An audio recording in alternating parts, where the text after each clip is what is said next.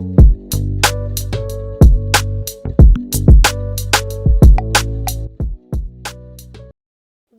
back, everyone. We're so excited to be here on episode 5. I'm keeping up with Jay and Nick. Sorry for the smiles and laughs here. Nicole fucked this up 6 times. Jamie did. And you all think I'm the thick one, I swear.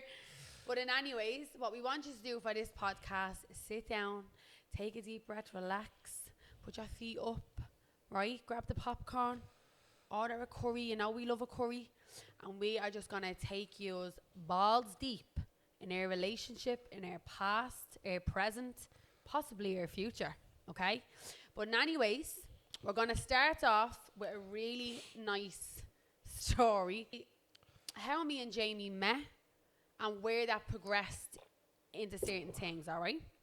I feel like you're going to like this one. This isn't something that, I'm not saying I'm not proud of it, but I wouldn't want it for my daughter. But listen, like, I'm here now with the love of my life, so it, you know, can't be all bad.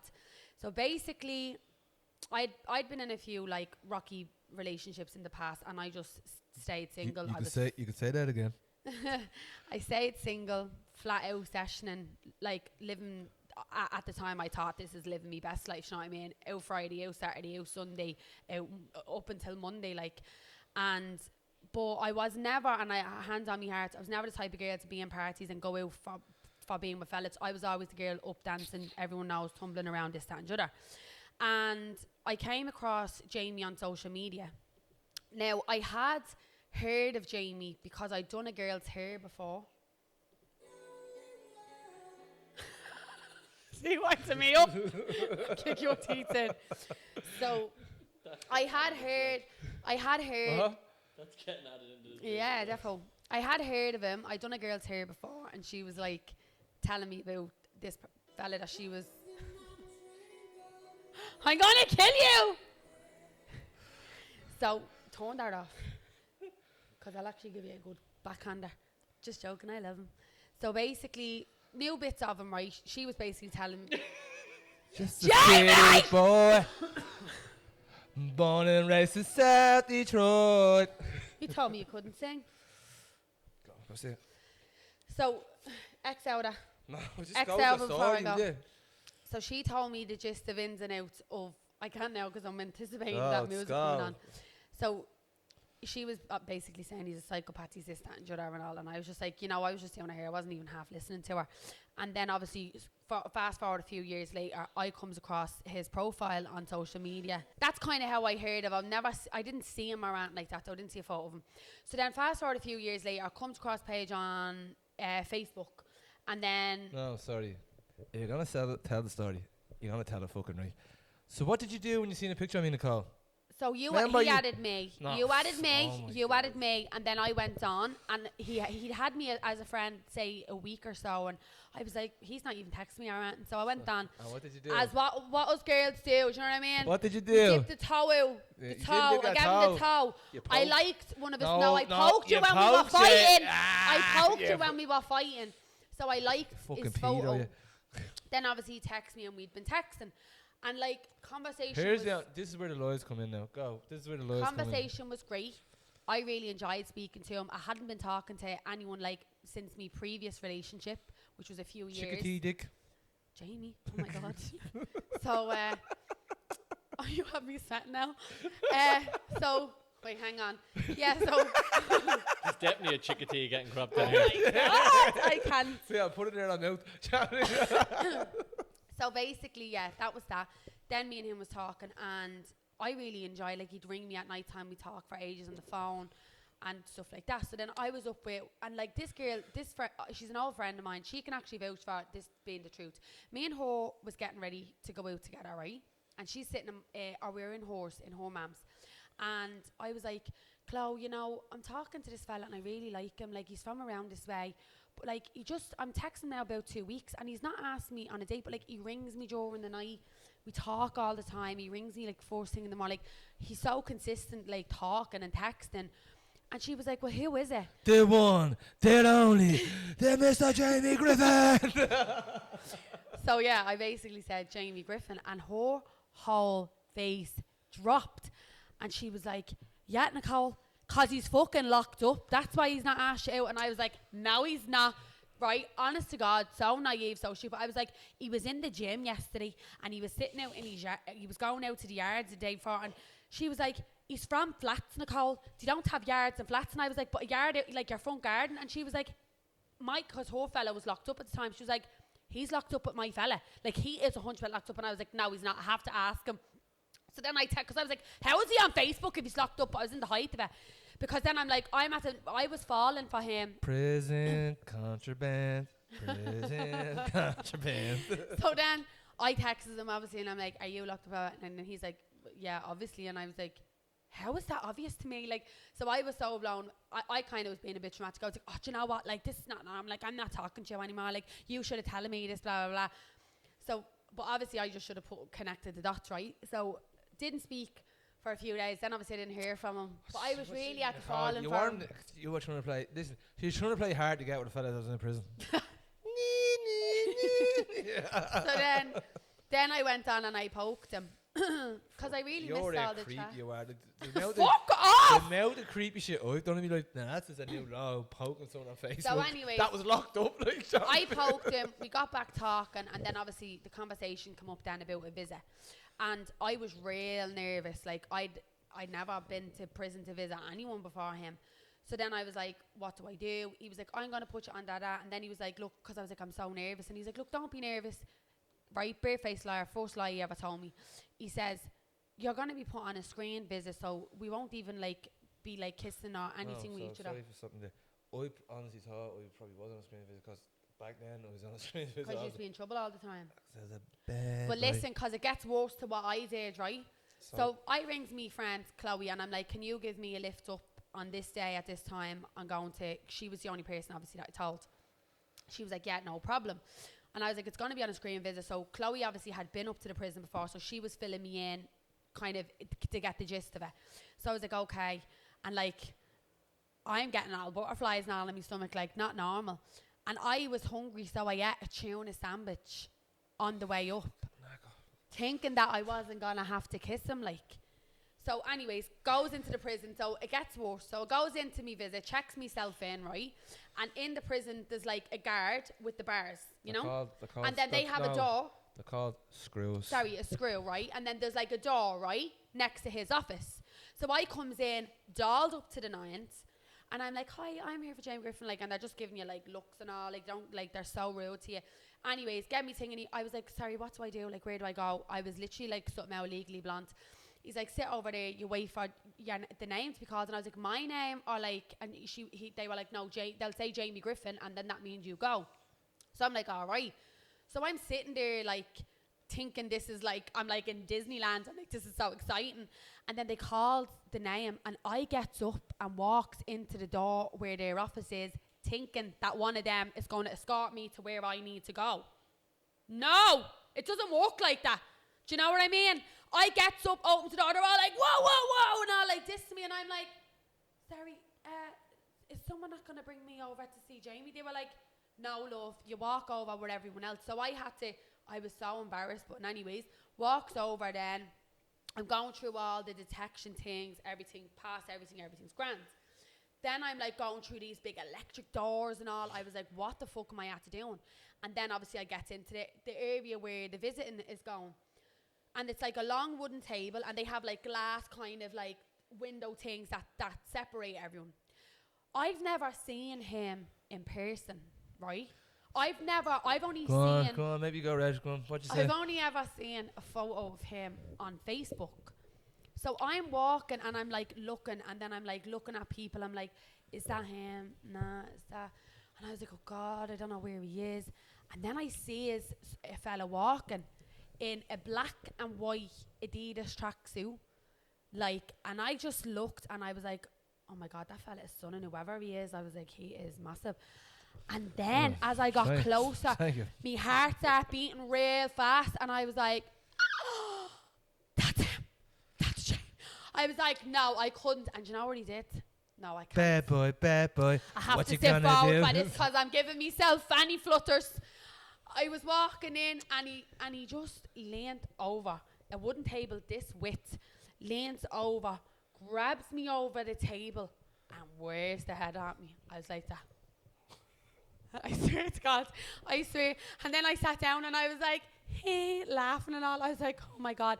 See, all like, Take our knickers off, make sure they're wet, and get them. Do you know when people are like, did you not see the red flags? I was like, all I seen was Amber, proceed with caution. I was just sitting there like, I couldn't actually even see Amber. I was just seeing flashing lights. I was like, dazed. I was like, mad about him. And then obviously we were talking and stuff like that. Sorry for stopping you. Please don't say that you don't, because I don't like when you say No, I'm not going to say that. Can you remember the first time you had phone sex? Jamie, Jesus Christ, I might have been keeping it really sweet and Can you? Can you? Can you? I can't remember that. I'm asking you. Yeah, I can. I'll get into it in a minute. So hello, Daddy. What's up? After that visit, Cindy. after that say it visit, again with a deeper voice. I Hello, went Daddy. home that night. I went home that night and he was on the phone to me. We were chatting and all. Did and you get that night? Yes, it you did. told no, you didn't get that night. You didn't get it till I was living in your mum's. I never had phone sex with you before that, and that's on the kids. That's on the kids. Whatever, Minga. So, no, you told me you loved me that night. You told me that you loved me, which I thought was lovely.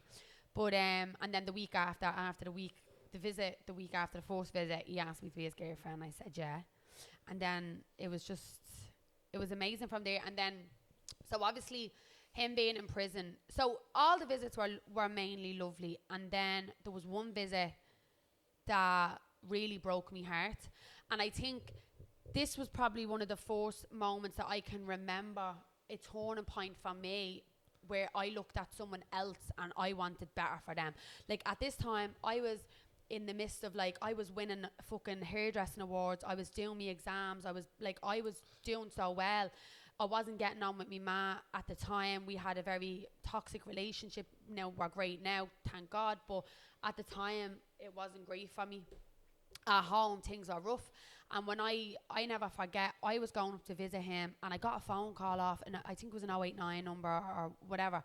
I didn't have it anyway saved, and I answered and they were like, yeah, there's no visitation today for Jamie Griffin. And I was like, no, I was like, I'm outside, and I was checking time, I was like, I'm not late or anything. And then I was like, why is a mobile number ringing me saying this?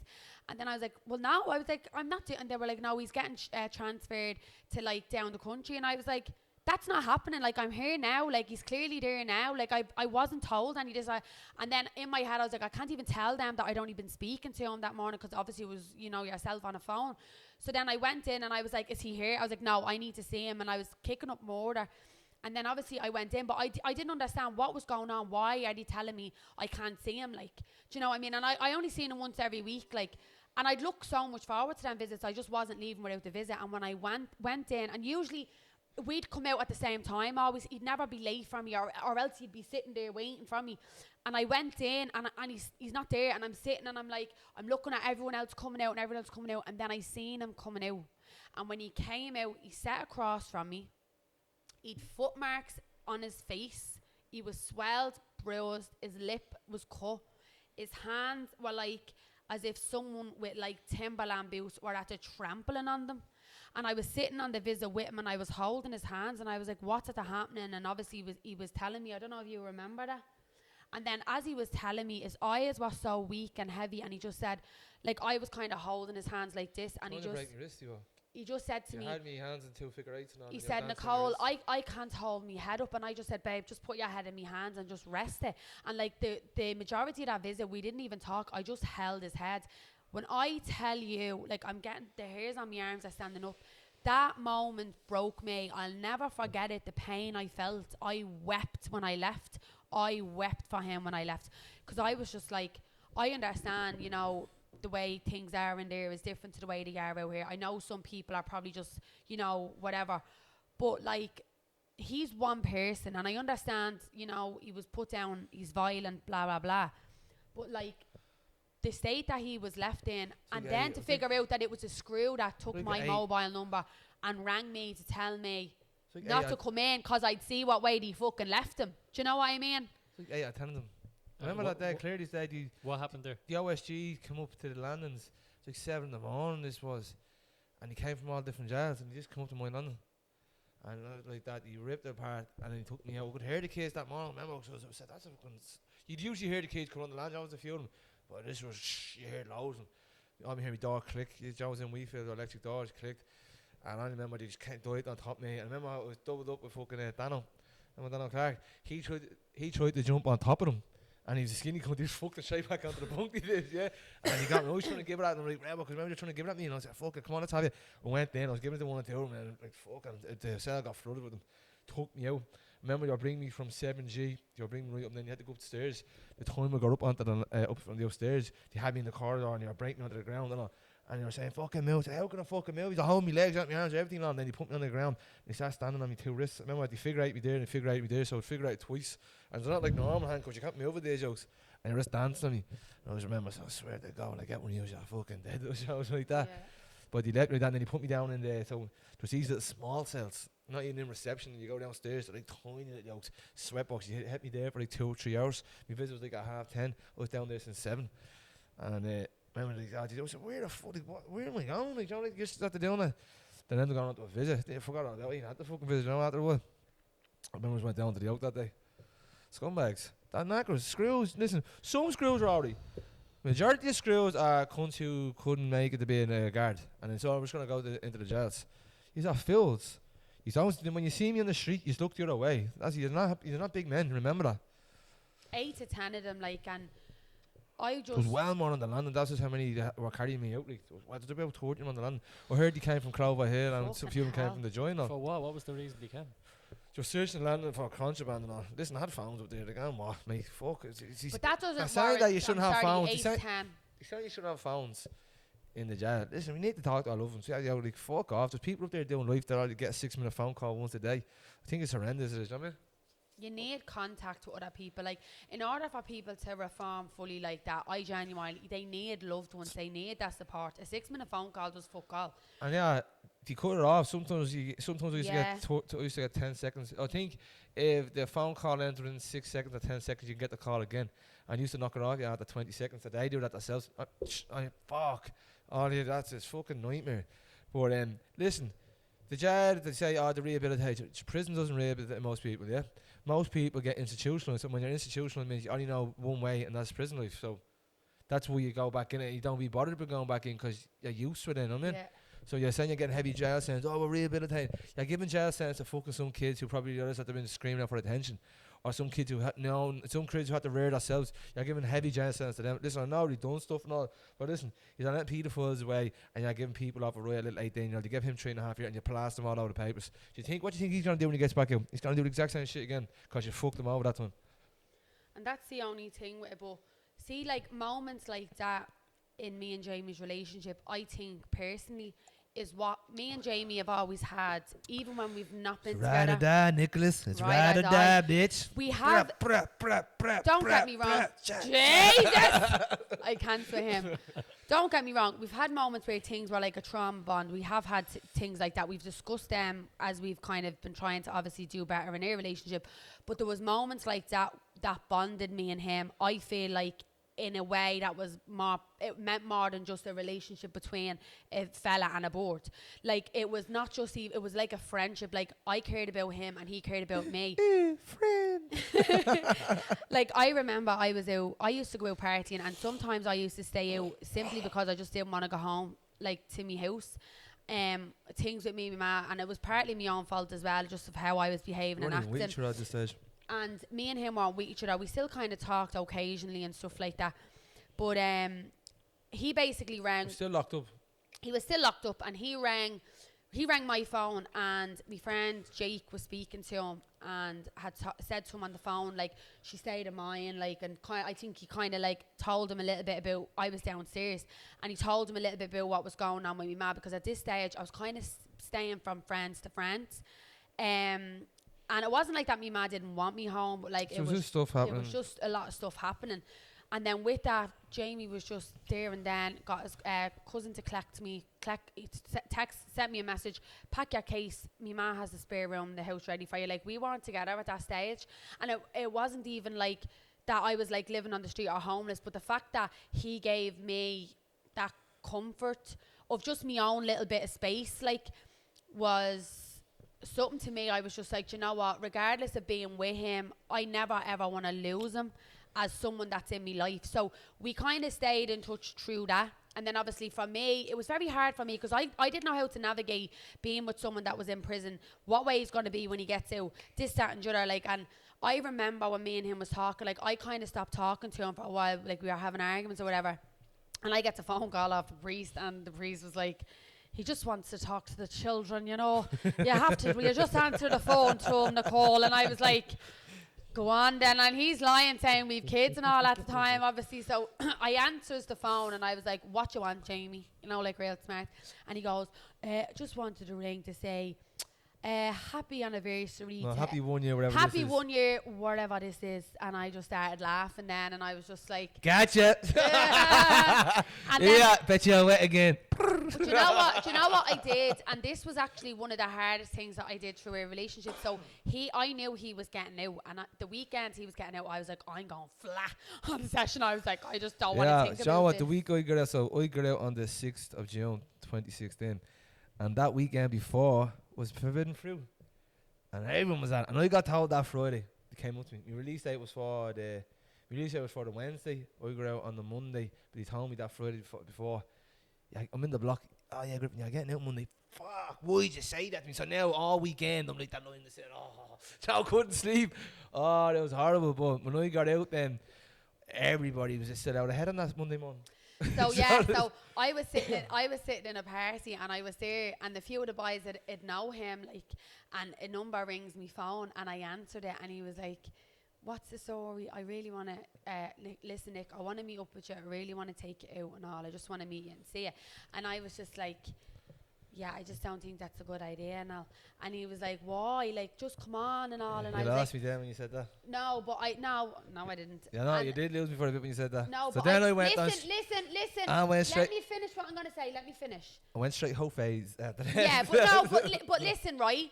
The reason why I wouldn't go out to him was simply because of this one reason, You were out of your right? head. No, Jamie, I went Were and you not out got... of your head when I rang you? Yeah, but I did that so that I wouldn't. Do you know what I mean? I did that to take me mind off him. I knew that in my heart, I wasn't just... You know, I just didn't love Jamie. I was in love with him. I was in love with him regardless of being in a relationship with him. I knew that this person was going to be someone that I would think about for the rest of my life. I didn't want to go out and give all of myself to him because I knew that that's what was going to happen. And then him go and break my heart by being with other girls because I would have hated him. And I didn't want to hate him. So what I did was I didn't go out to him and I tried to steer clear of him to let him get what he needed to get out of a system. And without me being... hurt to the extent, because if I had slept with him and had been like that with him and then he had done all that, that would have broke me. I haven't been with a lot of people, so for me to sleep with you, it's gonna be serious for the two of us, and especially because I was already in love with him, that would have just been the icing on the cake. So what I did was I took a step back. I not allowed him to, but I just let him be, let him live, let him figure his shit out. And then if it's meant to be, it's going to be. And then that's basically what happened. And then, like, I just met up with him. Oh, you did me over. So this is what happened, yeah? I was on a session. She was on a session again. Fucking dip. So they say you can't make a hoe a housewife. Well, look at me. Go. Already Voldemort. So here. We're going to have to address the elephant in the room, so guys. listen. I've got me lips dissolved, okay? I know I look like Snake Lips sitting over here, and you keep calling me Voldemort. I can't. Hunky Dory lips now. Relax. Jamie! Oh, no, stop, because it hurts me heart. Just go, say what you were saying. So I was in the Fountain pub. Remember that, the Fountain on Mead Street? I was having a joint. No, I think it was on the gag a few nights before. I was still doing. And this thing rings me. There it is. She's with her mate. She was. So I was, come down. They were. I was with two of the boys. They were drinking. I was having joints and all. I said, listen, come back to me, gaff. You was all on it. No, you didn't. No, you went back to my house. I was flat from the day before. And then you got into bed with me that night. Yeah, but I told him that night. I bonned it, that bitch. What does that mean? Jay! Fucking hell. But no, yeah. And then after that, then I think I went leave home. me gaff then. Get out. Fuck off. I have a taxi waiting for you. Get out. You're a liar. You loved me being there. I just, ever since that, we just moved. I think we never used to walk when we didn't live with each other. See, when she It was started so trying weird. See when they are like Nicole, sometimes when me and Nicole used to break up now, and then Nicole tries to be my friend. It's so awkward when she tries to be like this. Like I said, Yeah, right? because I love you and And care about but you. we'd be friends. She started trying to talk. So who you seeing lately? You know, she started saying, I'm like, what? Yeah, the I'd fuck? already know because I She read that said- hack and everything. No, no, you didn't know. You're like, who you No, seeing? I Are you didn't know. happy who you're seeing with? I was like, what the fuck is this? Because I used to say that to try and like figure No, out. but she wasn't. She was fucking like that. She trying to be. Full on trying to be one of the boys. She was trying to like move on and this shit. And I'm there looking at her like, and then literally like 2-3 hours later, we ended up having sex again. We're back with each other. So yeah, so that went well, Nicole. You know, like that, you can't beat one of the homies. No, but you know what?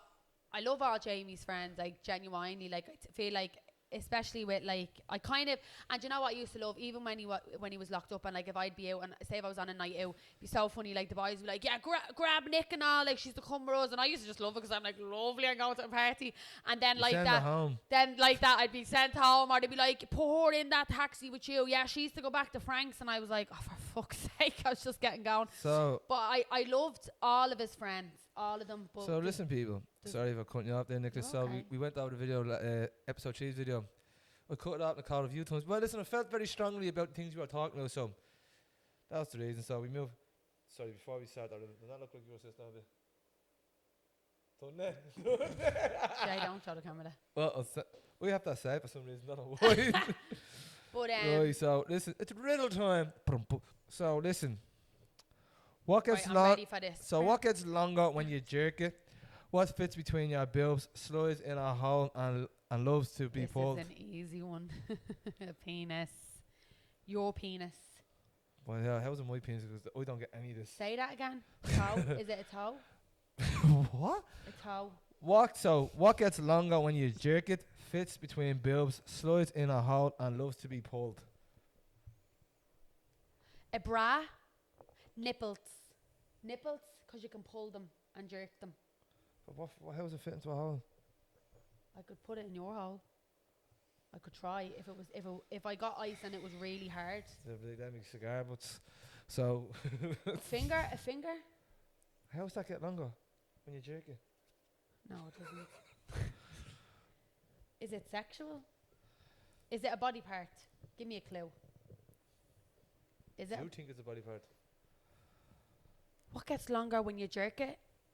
When you jerk it, and then what is it on? Fits So between your boobs. what gets longer when you jerk it? Fits between your boobs, slides in a hole, and loves to be pulled. Has to be a penis or a vagina hole. Yeah. Is it the vagina hole? Arsehole. Oh, I don't fucking know. So did you give up? Yeah. It was a seatbelt, you perv. Oh my god, I was not expecting that. Very good. That is actually a good one. That is good. Wait, a seatbelt? Yeah, it gets Yeah. longer when you pull it. It fits. If it slides between your boobs, and it goes in and loves to go into a hole. It's very good. That is very. Wow, I really. Oh my god, I actually sound like an absolute pervert. So that one got sent to us by Vic M. Thank you. Yo, Vic. That was really good. I'm loving the interaction. So Nicole, what else we proceed with? So It yeah, wasn't sent by Vic M. Sorry, it was sent by Anne-Marie Kyo, but it was on Mick's M's yoke. So Mick, thank you. Anne-Marie, thank you. very good. So I was basically saying about like your group of friends and stuff, like when we were going out, like I'd loved all of them. Like they were actually, everyone used to just look out for me. Like they'd get me a drink, do you know what I mean? They'd make sure no one would come near me, which was just great because I could just be me crazy little self. But there was always one friend that like I just felt like instantly we always had a great bond. Even when like Jamie's very difficult, when me and him used to be going through tough times, obviously like not a lot of people can talk to him. You know what? So I know. So when I got my mate Macken, mate Sean, I will probably know. I do talk about him on the Instagram, and TikTok. So Sean, listen, Sean was a happy lad. Everyone loved him. Yeah. He was always like, if everyone bring him to a party, he was always go crack. He was just always a smile on his face. He was a character. Cunt was 6'5" or something. He was a fucking lanky bastard as well, he was. But he's funny. And I remember when I got out of prison. And we used to be on the session. I never sussed this. He was going a bit, acting a bit weird. I was like, what the fuck? I don't know. I only didn't know now, and I should have known. He was suffering through psychosis, he was. So he used to used to get like think that he's smelling on, and like Sean doesn't sweat. Sean barely used to fucking sweat. And he used to say there's a smell of sweat on him. Used to back at parties and I said, mate, relax. I never knew this. So something happened then. A few months before Sean passed, something happened with he was blaming his accusers from the boys, and I remember a few of the boys stopped taunting him over it.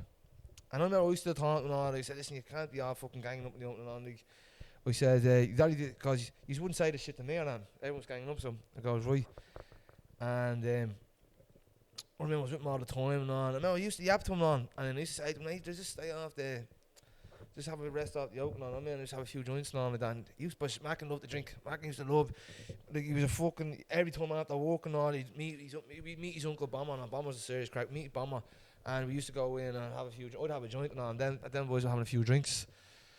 And then I remember coming to the summer, and it was in August. And then it was the day of it when I was the night before, and we were in my gaff, me, him, and my friend Shaq. We were sitting there, and the two boys were having a few drinks, and I said, right, Rebel, I was having the joints, I was playing the PlayStation, and I was letting them have a few gargle. And I was like, they were yapping now. I said, well, listen, Mac, you can do what you want, you can have a few drinks. You come in with I came in then, so I ended up having a drink. You come in with an 8-pack of Heineken or whatever, a 10-pack, whatever, and you were drinking, and then he was like, oh, go on, let's have a gargle. And I said, bro, so when Macken used to come down, see if we'd be Barney and we're holding on, bro, Macken come down, this, and the boys allowed a gargle. Me and him used to sit in the sitting room. I used to spend like €200 in this pretty off license, and Joe just delivered down to the gap, and I'll get them a crate of fucking Prosecco and all, yoke on, and I'd be fucking waking up at 4 in the morning to go for the piss, and them two are having heart-to-hearts, and I'll show out the sitting room. We used to cry and all together, laugh together, everything. I remember like Macken, like, I couldn't roll. When I used to smoke weed, I couldn't roll. So I remember I used to ring Sean like 10 in the morning. Wait, mate, come down. Like, I'd be up at 9 and ringing. You fucking come down to the gap, I can't fucking roll. And all. So we used to sit there, used to have a bowl of weed there, like that, I'd be gone. And he used to make us joints and all. We had some serious crack with Sean. He was 100%. He was a legend. He was, like, we used to always just float around each other. Like, I grew up with the uncle. I've since I'm a kid room. And we used to do, we've done everything together. We used to go to raves, used to parties, used to go out, act the bollocks. Remember, we used to fucking collect. We even had fights with each other. You know what I mean? Like, you do all that shit when you're a kid. And we even had a fight over a push week before. A little fucking push week. Fucking mate stepping, fucking his sister said, there's something about push week. And I was on Halloween day and all. I ended up breaking my nose with a fucking ladder. And Sean comes up to me, I want to knock off. He said, bro, I'm going to break my nose. He makes your nose gone that. So the two of them ended up having a bloody fight and all. He said, you know how he sussed I took the bike? He said, hey, I cycled through paint and the paint tray was leading to me gaff. So we had the output. I remember that day, like, I remember that night and all. She was like that and all. I remember he was like, oh, like, I love you and all this shit. And I didn't think anything of it.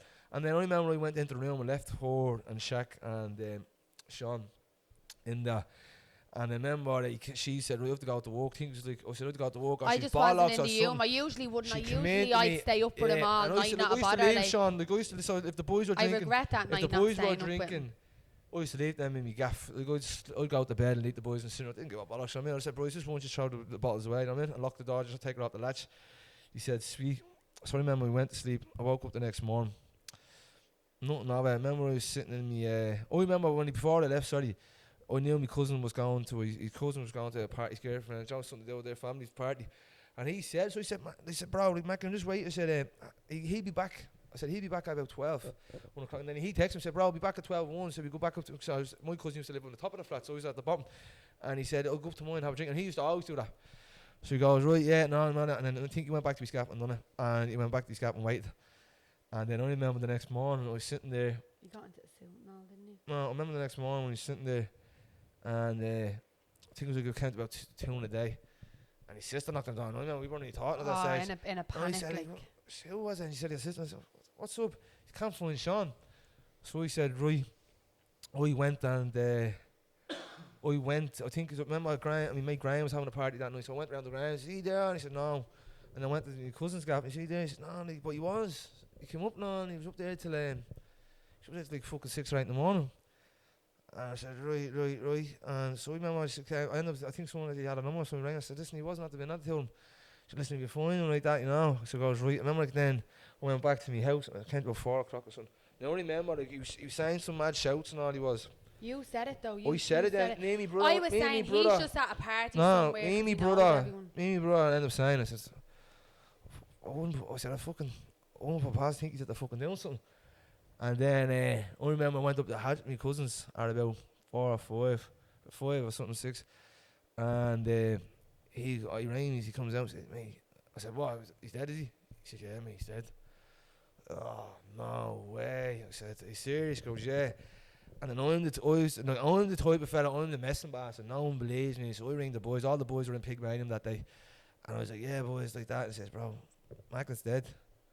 And they're like, what? I said, no, he's not. Mate, he's fucking dead. Like, he said, no. And then remember me mate Chipper, he was there with him. You know, his fucking cousin goes out with my cousin. But she was very good mates with fucking Sean's family. And he rang her. And when he rang her, she was fucking in convulsions sobbing. So he fucking knew, like, boom. Don't remember all the boys come up to the flats then after. All of them was sobbing. And I mentioned, like, so all of them sobbing. John was, he was so close to all of us, but as well, like, some people weren't really still on good terms with him over. I remember I was trying to say what happened there and all, so. That was obviously hard for Oh, them yeah, as like, well. killing him. And then I was like, I remember we all there, we all had a fucking drink and all, but then we ended up getting the details and all, like. He was up with my cousin Hatcher, he left about 8 or 10, he went back to his gaff. And he sat in his gaff for fucking like 2-3 hours. He just fucking changed his clothes and left then. And Heart is beating real fast. then we didn't know, and then he was found at fucking where our old school was. It's like, no way. A fella in the car park said he parked his car there. And at 2 o'clock or something when he came back out. You parked the car at Sing Street in the school and there's a church beside him. He was going to church and he came back out. He was there on the ground. So I remember, like, I was ringing him, everyone's ringing him and all. Like, he must have been like, I don't know, that's how hard it was. He's fucking, everyone's ringing his phone, he was there looking at it. And like, goes to show you when your head's that fucking gone, you don't want to be here, you know what I mean? Like, I literally was at them stages and all like that. But as I know where it like, come from, it's only so much you can take and you need, your head needs the rest, so. Do you know what I always say as well? Because I never forget, I remember. It's not that, I don't know what, he was a fucking, like, it's not like no one can have anything bad to say about him. No, no one has anything, the turnout he had for his fucking funeral. You see these turnouts for gangsters and all, you know like that. You see them big funerals on. This jump, the flats was black. All you could see was black suits. And fucking, that's horrible, you know what I mean? Like, it's horrible to see fucking, and then a fella who had his whole life, like, I fucking still to this day, I do think, yeah, like, he's not dead, no, he's not gone. And then he is, like, you know, you think about it, like, he's fucking, like, he's coming to his 8-year anniversary, like, he's nearly gone 10 years now. Did that be 10 years he would have been here? Like, Sean would have been fucking, 32? Do you think, I don't want to touch on that too sensitive, but do you think he's responsible for everything you're doing now? Yeah, like, just an nice side now, yeah. A big part to play, no, like. A big part, what I went through, like, I never used to know I had depression and I never used to that suicidal thoughts. I used to have things that I didn't think there was that, and then until Sean died, it like triggered something. And probably that pushed me to go through what I had to go through to come out of this. And then most of the things I do now is for like the worries about mental health. That's over Sean, like. It does get to me, like, that's over me, mate. You alright? Yeah, it's just it's hard though. It's hard to see a fella like that had his own life. It's hard to see a fella that was so light. It's hard to see a fella that no one knew that he always had to put a smile on. Brightened up a whole room when he walked in, do you know what I mean? Mentally. He's 100%. Like, I just still think to this day, like, he could have had, like, he fucking fully qualified when he died and all, like. It's very difficult, but I always think of that, like, for someone, like, even though he was so bubbly and so much good energy, for someone to take that life, it's not out of selfishness or cowardice, like, they're physically in so much pain. It's not like, that the pain you're that tired, they're you just in. want it to end. The pain, yeah. You just wanted to end, you're tired. Like, that pushed me to go on my journey and all the out, but like, I wish I never had to come to that, I mean. I wish, like, for my friend had to pass it always had to meet the better me. I wish that I could have just bettered my life and my friend could still be here, but Oh, stop. it's never the case. Ma said to me before that depression is like when you break the word down, it's deep rest. So you're at so much, like, you've had enough. You've basically had enough and there's just no more to give, and when you're that depressed, it's like a real deep state of rest, and you know, it's not selfish, and it's not selfish on the people you're leaving behind. It's that Yeah. they were literally backed up against the wall and seeing no option. It's your final rest though, basically, isn't it? So it is like, it's just like, I know how it is. Like, it's how much more can you take? And then I already found this out in 2016, and we like it went like I got out in June. He died the August later, like not like the August. He died in August 17. So basically, I only got another fucking what? 13, 14 months from. Fucking. He really It's not was that. just He's an beyond amazing this now. Like, you person. still like. There's not a day that goes by I don't think about. Yeah. Or something always pops up on my phone, or I have him tattooed on my body and all. Like, sure, I was even gonna call a young Sean and all, for fuck's sake. They're just for Sean. Like, it's just hard, though. You know what I mean? It's hard, but you know what? That was the one. Like, I've seen mates die. I've seen people go. I've seen my granddad die. Everything. All that. But that hit one you different. hit me. Like, I had to go through. Like, after that, then like the shit when it came to his year anniversary. Fuck. That was heavy for me. I didn't realise. I didn't even cry at his funeral. Like, I It was remember I got so- teary-eyed. No, I didn't like. No, but you really did. Then it took me I like was it took me 3 years later nervous sitting looking at sitting you. on my mat and I just started sobbing. The dog licking tears out my face. That hit me like fucked up. Like, that's what people always say. Listen, mate, this is the reason why if Sean never died, there would be no more me like doing this. I'd probably still have been in the mad cunt. There probably people would probably say this. I'm not that opened my eyes. That did. I mean, obviously I had to go through my fucking time. I like to watch my life fall apart, and I was lucky to bounce back. But that's why I try to push people for mental health, because I seen what I'd done to my fucking good friend. Like, he was fucking like his family, his family loved him. Like, everyone loved him. Like, it wasn't like the uncle just had his problems, like us all. And then like he'd already like say things when you're out drinking with him and all, but he used to say like certain things, but like he'd never let it proper go out. You know what I mean? Like, I remember sitting with That's why he say to you as well, like, remember, if your mate is going splats on the drugs, the worst thing you can fucking do to him is bring him out in the fucking session. Because what you think is happening, he's going into psychosis, people. Like, he's going, not enjoying himself. He's not not enjoying having a good himself. time. Do you know You what think I he's mean? having a good time? He's going splats and starting on people. He's going splats and well, Macken wasn't a fighter, but he's going like, I'm not saying about Sean, but I'm seeing other people, they go splats and it's not them. They're going through their shit and all. So the worst thing you're doing is bring them on a fucking session, like, because you never know when it's the last time you're gonna see your fucking friend.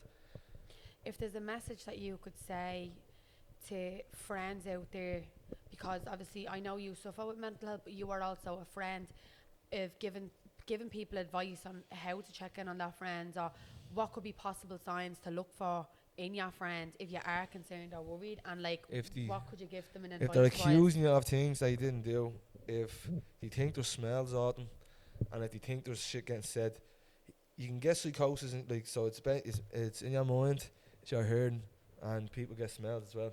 Yeah. If you're hearing that, someone's probably going through drug-induced psychosis, so you need to watch out for that. When they're acting not them and it's not their character, watch out, because listen, I went through psychosis. I didn't think it was that bad when I went through it till I look back now.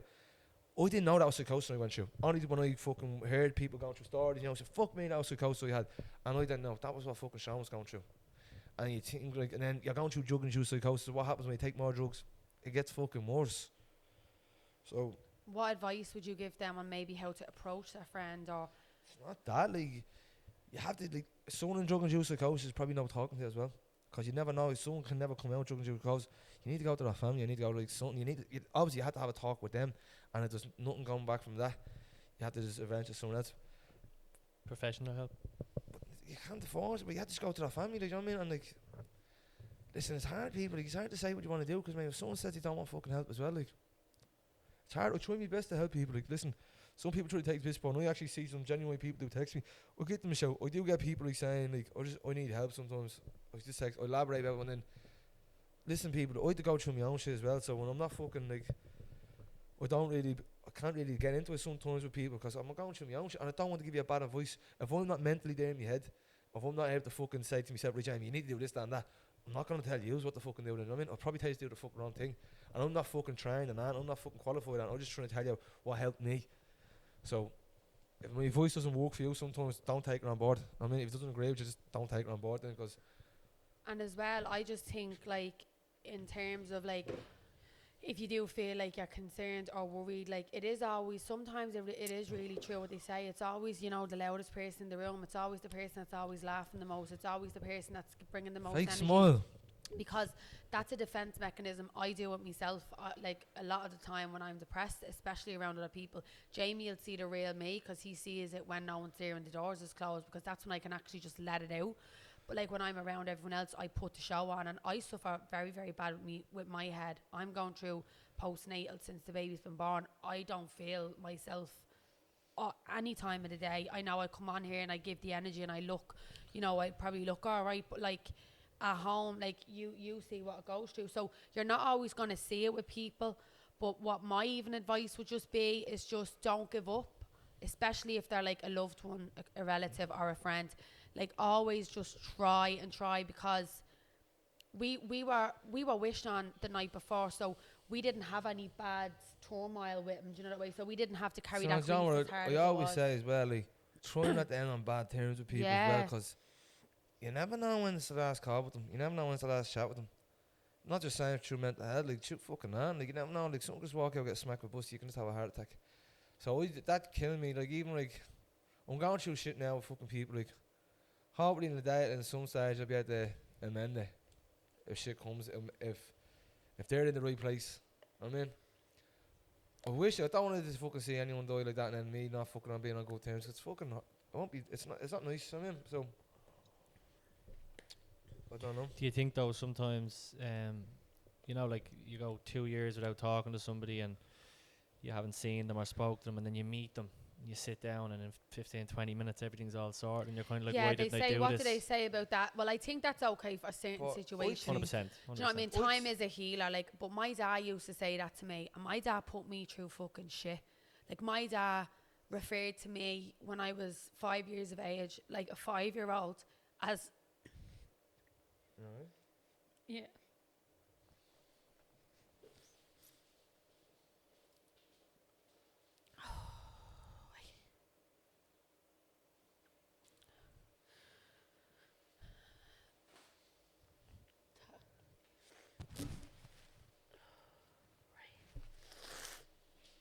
No, because I'm going to say this because, like... Because yeah. no point in...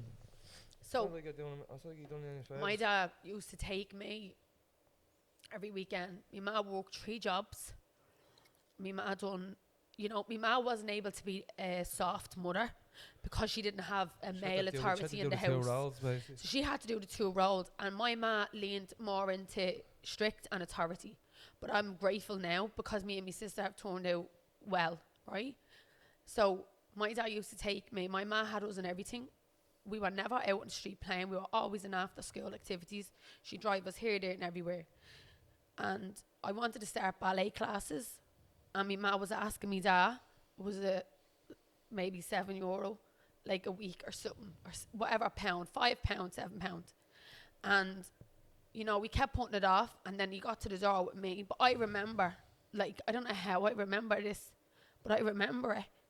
And, my mum was giving out, and she was like, you didn't give me maintenance this week, and blah, blah. And she was like, I can't afford all this. I'm trying to put her into everything, and this, that, and the other. And my dad was like, look, Michelle, this is what the judge agreed on maintenance. And my mum was like, but it's extra activities, and I'm already paying the other 3. Like, I'm just asking you to pay for 1.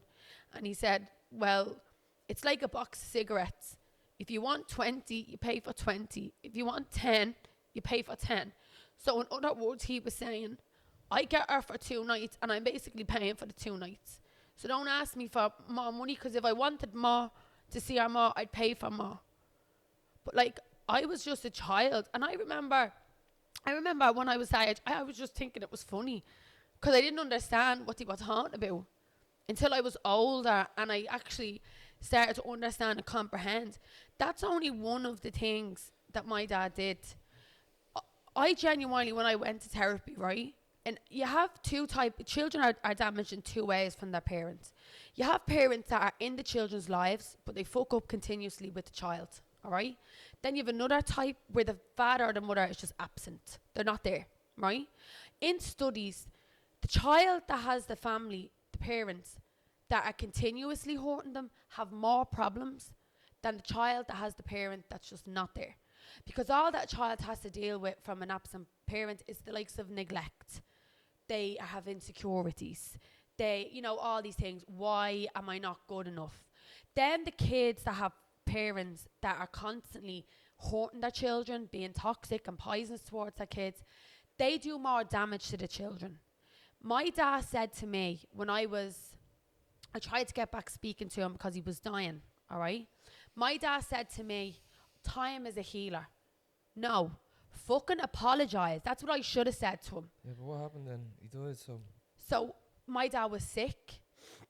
My dad knew he was dying. He had... my dad has a rare blood type, and I have the same blood type as him. His other two kids haven't. And I wasn't even speaking. Well, I used to text him every year, the night before my birthday. Like, thinking about it, how desperate I was to just be loved by him. And I don't regret it, because it's taught me a lot of things. I've become stronger about it. I've forgiven him for what he's done. But he knew he was dying. Knowing everything that he put me through as a child up till 18. And then he knew he was dying. And he knew he had 2 weeks to live. He stopped taking his medication. Bear in mind, I was offering him a kidney behind my ma's back when I was like 14.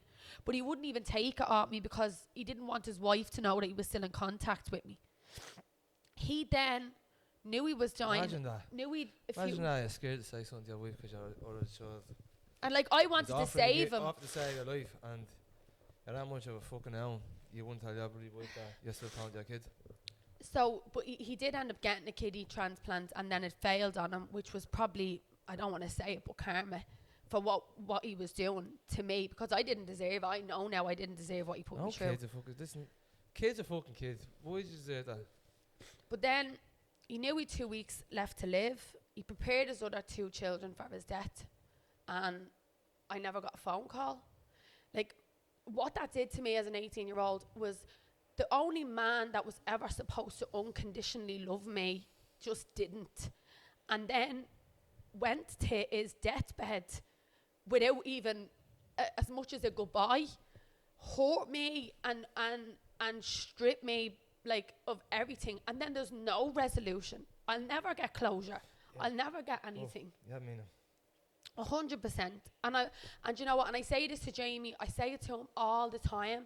When I see him with my kids, when I see the love that they have, the bond that they have, it just, there's wounds in me that I thought would never ever heal, and he's healing them by just being a better version of himself and being the amazing father that he is and loving me unconditionally. And I know that he loves me unconditionally, and I'm just so proud of him, proud of myself, proud of everything that we've done, everything we're accomplishing. And most importantly, I'm proud of the love that we have for our children. And regardless of what we've went through with our families, or what we've witnessed growing up, or what we've been through, or what pain we've inflicted on other people, we're good parents. And that's, bottom line, that's really what matters. And I'm going to lighten it up now, because that was hard for me to talk about. But I'm happy that we did it. And I'm happy I got it out there. That was hard. Right. Well, good. We're gonna need to lighten this shit up now.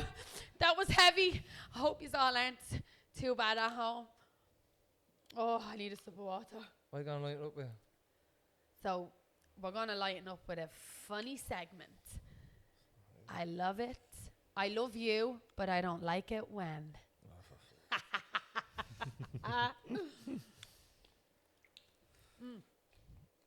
Okay.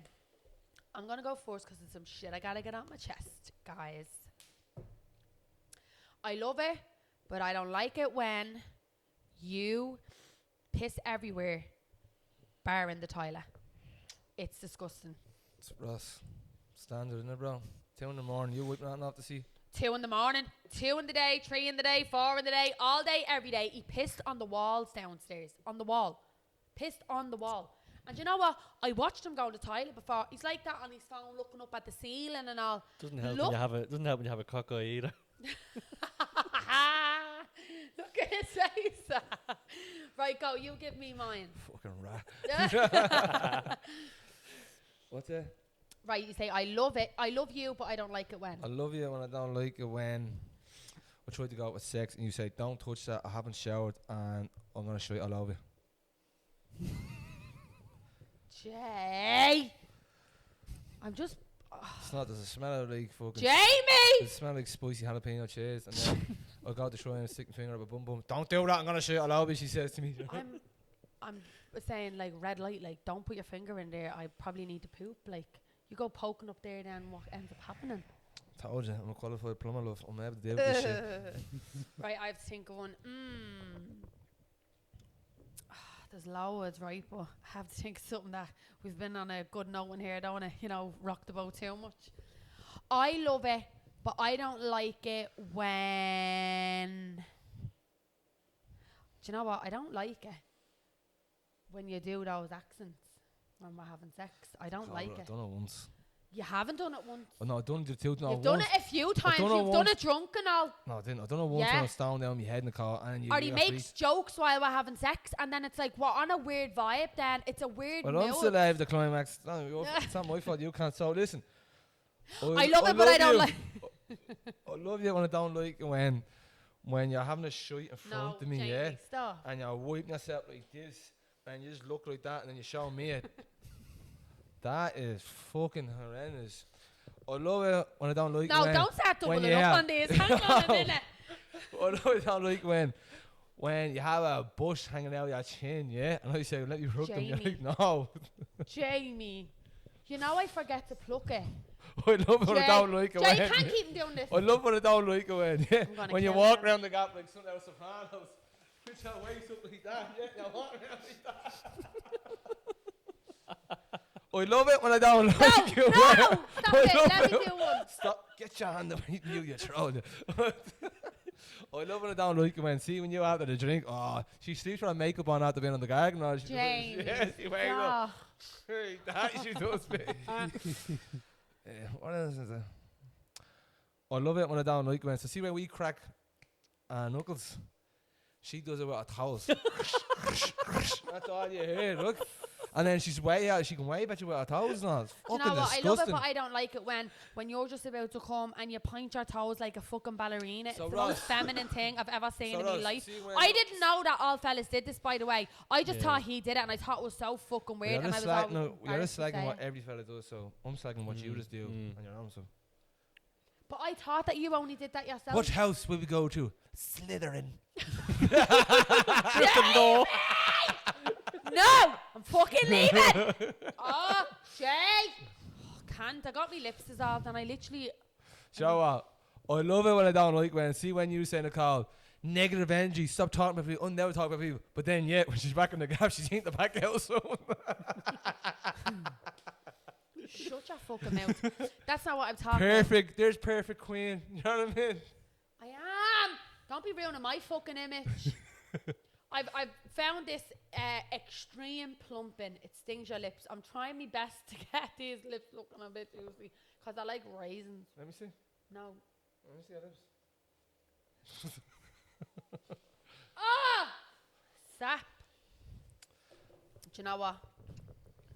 I think that this has been a beautiful episode.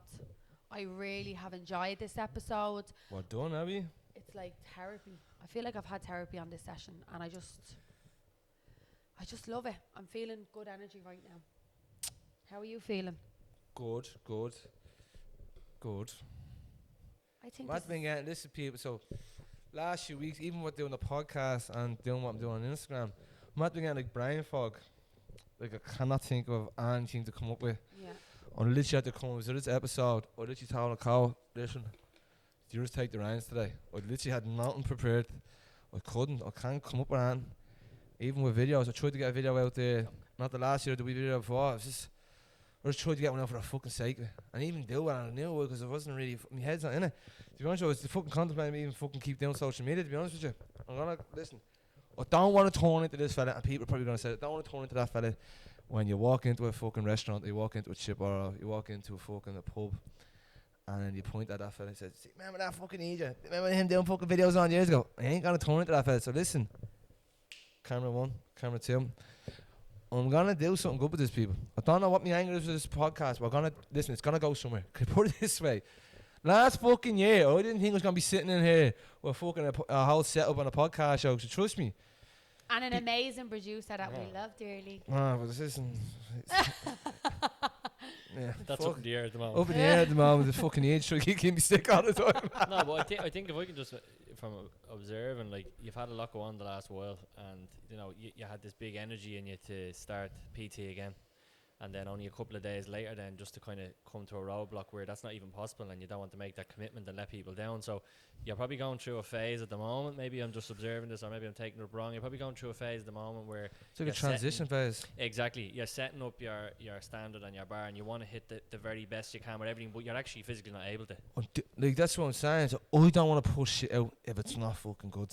I don't want it. I'm looking at people that are just doing the repetitive things and they're just repeating themselves. Mate, change her up.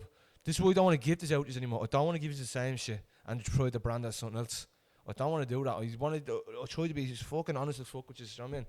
Anything I could be honest with, I'll try and be. There's certain things and aspects I'll keep away. That's just me being private, but most of the things, to be honest with you, I don't want to just fucking sell you something that was the same thing.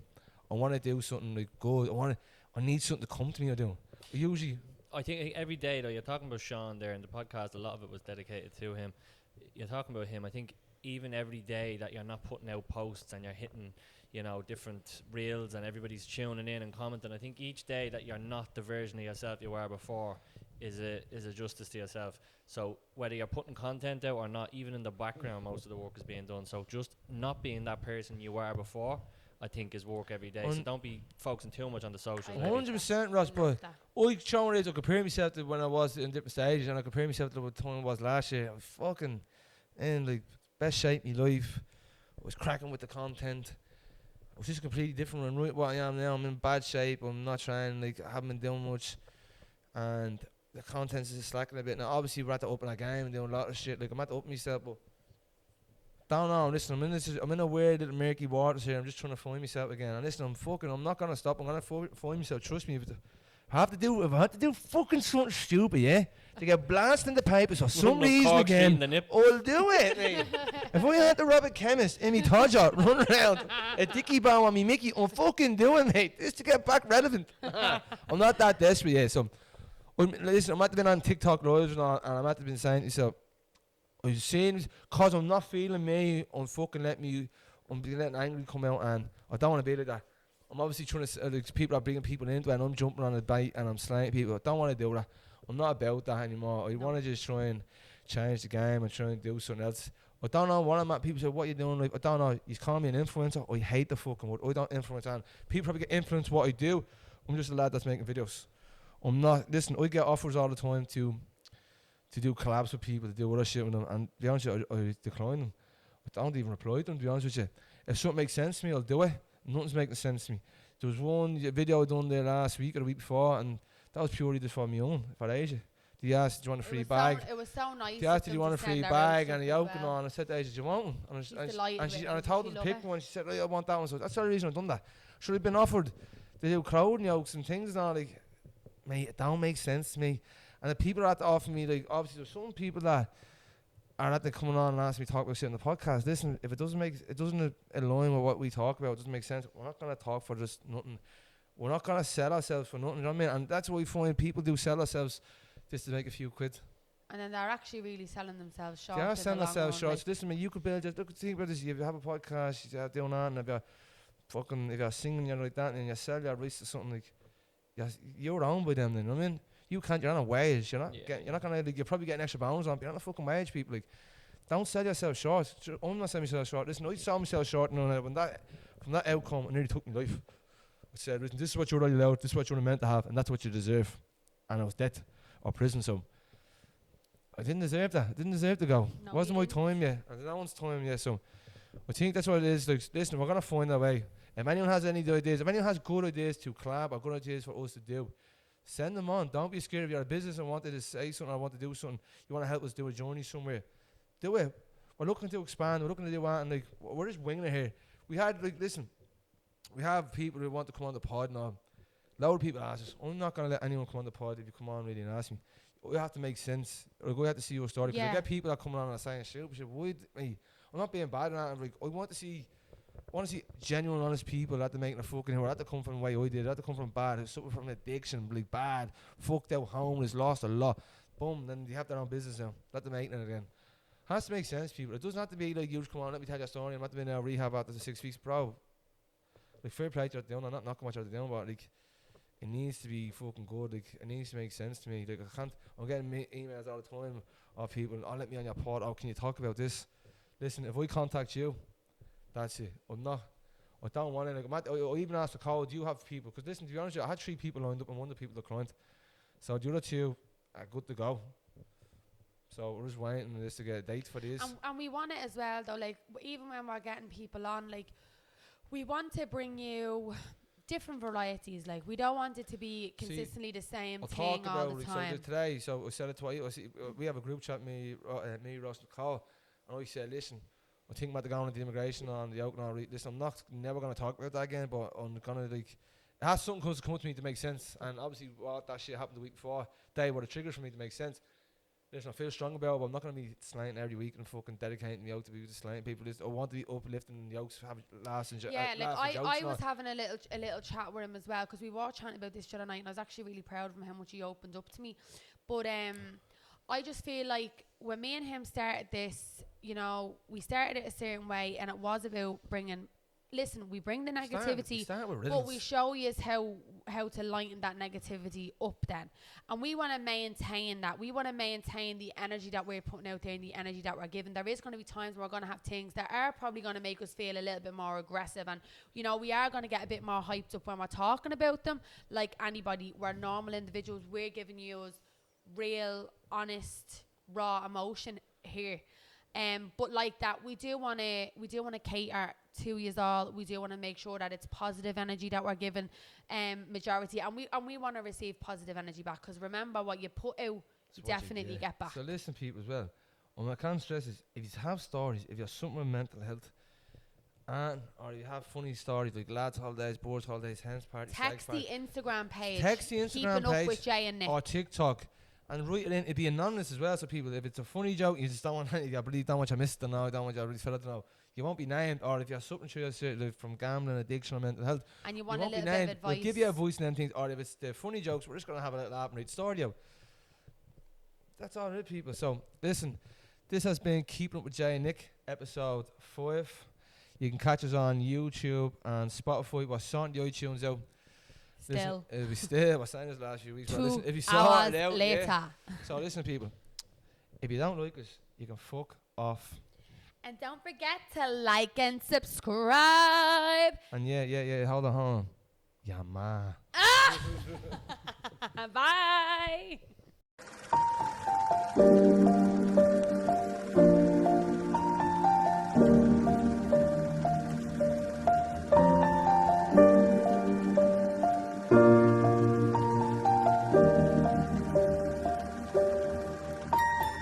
Once I was 7 years old, my mama told me, go make yourself some friends or you'll be lonely. Once I was 7 years old.